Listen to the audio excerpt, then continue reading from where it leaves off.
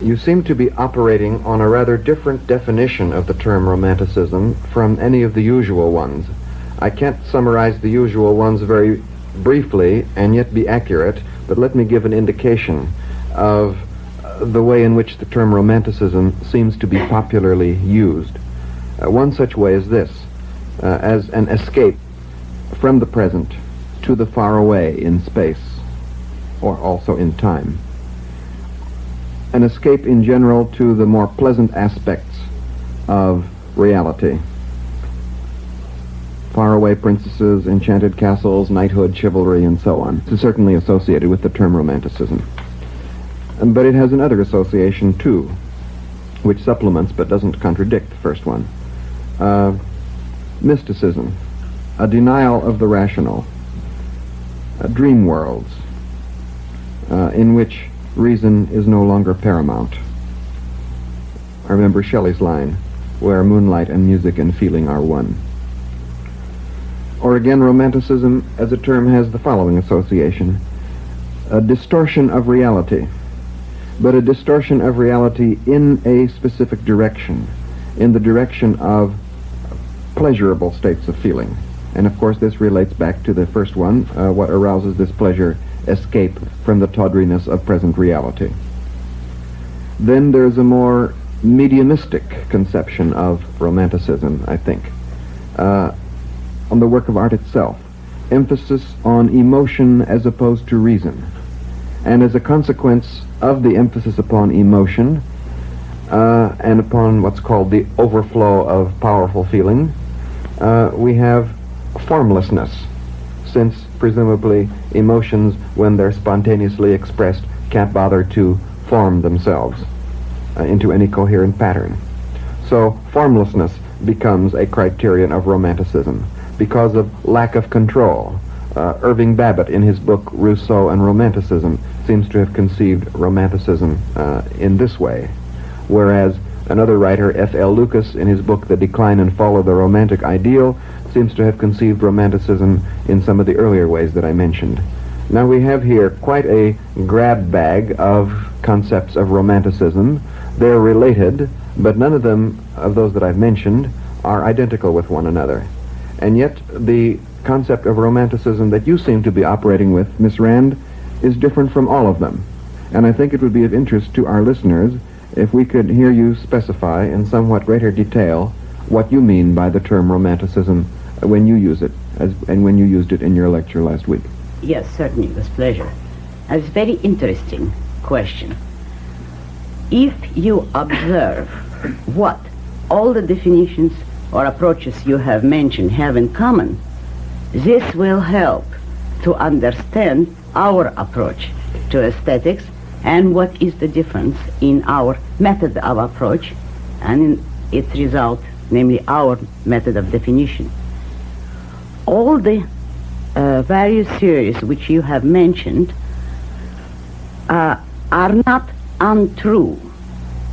They are certainly wrong as definitions, but there is an element of truth in all of them, and more than that, it is an element that comes from the same essential. What these theories are guilty of is that they are approaching the issue and defining it by means of non-essentials. The subject under discussion is Romanticism. Each one of the theories you mentioned takes some aspect, which is true of the Romantic school, but a superficial aspect. One of the attributes of the object to be defined, but an inessential attribute, meaning an attribute which is not fundamental and which is derived from something more fundamental, of which it is only a derivative. There is a cause underlining all the particular aspect which these various theories have chosen. And it is that cause that we consider definitive. In other words, we define by means of fundamentals, not accidentals. Observe that every one of the theories which you mentioned is based on observing something about romantic art which has to do either with the pleasant or the emotional, or both. Let me briefly name in what manner.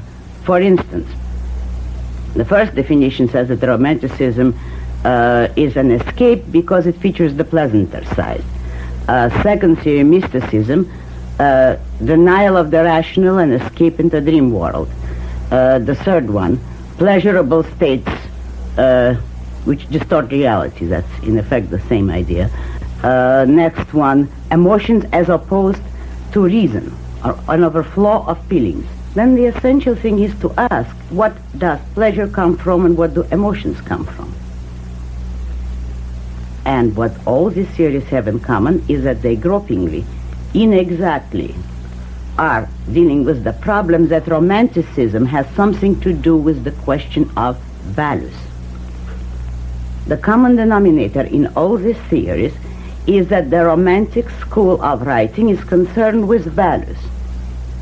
Emotions, of course, are the psychological state of one's response to values. But that Romanticism is primarily focused on or concerned with values is certainly true, only this is the essential, which these various theories did not take in consideration.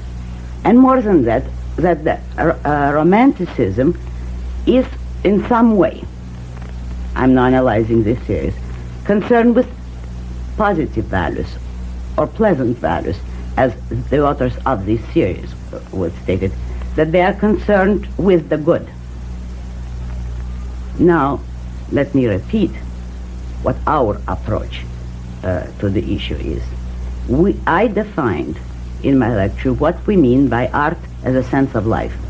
I stated that art primarily is a concretization of metaphysics. It is an expression of an artist's view of reality, of the fundamental aspects of reality, the nature of reality, those questions which in philosophy come under the discipline of metaphysics. I said that an artist expresses his view, which he may hold consciously or subconsciously, of the essentials, the essential nature of man and of existence, of man's relationship to existence. And that one of the most crucial aspects in considering man's relationship to existence is whether man possesses free will or is able to make choices, whether man can choose his goals and his values and achieve them, or whether man is a determined entity, meaning determined by forces outside his control, which direct the ultimate goal of his life and determine his destiny apart from his own wishes or choice in the matter, that no matter what he does, it is some outside power which will ultimately determine his fate. Whether the outside power are the gods or innate characteristics or social background or any other theory of psychological determinism, in any case, in art, the deterministic view of man will consist of the idea that man is incapable of controlling the course of his own life, which means incapable of actually choosing values and achieving them. Observe that all the definitions given in the theories that you cited have a metaphysics inbuilt in them. For instance, the ones which say that Romanticism is an escape into another world or into pleasurable states of feeling, an escape from the harder or more unpleasant nature of the reality in which we actually live. In other words, the metaphysics behind this approach is that reality is necessarily tragic, sordid, or unpleasant, and that any work of art which presents the pleasant sort of life is an escape or a fantasy. This is obviously a metaphysical approach because if the author of this series looked around him in a journalistic sense, he would have to say that all of us can observe that there are pleasant things in life and unpleasant. There is tragedy and there are triumphs. But the author obviously was taking a metaphysical viewpoint, his own, which considered life essentially tragic or unpleasant or undesirable or negative. And on that basis accused the Romanticists of an escape, because the Romanticist was dealing with values and was in effect implying that men can choose values and that life can be pleasant, if we take pleasant in the widest sense of the word. Therefore, what I would say about all of these definitions, to repeat what I started with, is that they simply are confused in a tangle of non-essentials and particulars. This is especially true of the ones who take the subject of a work of art and attempt to make it a definition of the form. For instance, that a great many romantic novels dealt with faraway places or historical subjects rather than dealing with immediate present time, or that they dealt with castles and princesses and knighthood.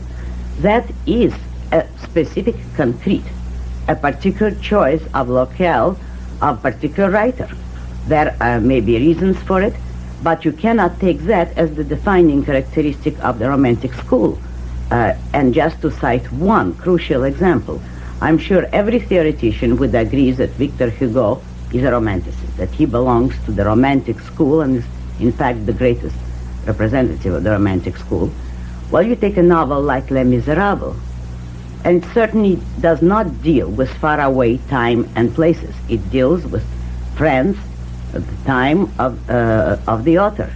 It was then he was writing about contemporary France, but he was writing as a Romanticist.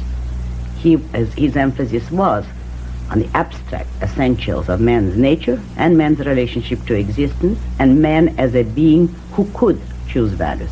The result of it would be a magnificently pleasant view of life. I'm taking your theoretician's word in its highest metaphysical meaning. It would be a positive view of life, even though the content of the novel has many tragic aspects. Why would those theoreticians and still classify it as escape or pleasure, too pleasant or too glamorized? Only for one reason, that the essential metaphysical view projected would not tell the readers that the nature of reality is sordid, hopeless, or malevolent to men. Therefore, this would be the ground on which I would oppose all the theories. But you can see in relation to the theories that the difference between the objectivist definition of the issue and theirs is in fact how deep down into fundamentals does our discussion and approach of the subject reach. Our definition, the objectivist definition of the difference between Romanticism and naturalism, is a metaphysical one. We take it on the level of fundamentals. That is the essential difference and the reason for the difference between my approach and that of all these theoreticians.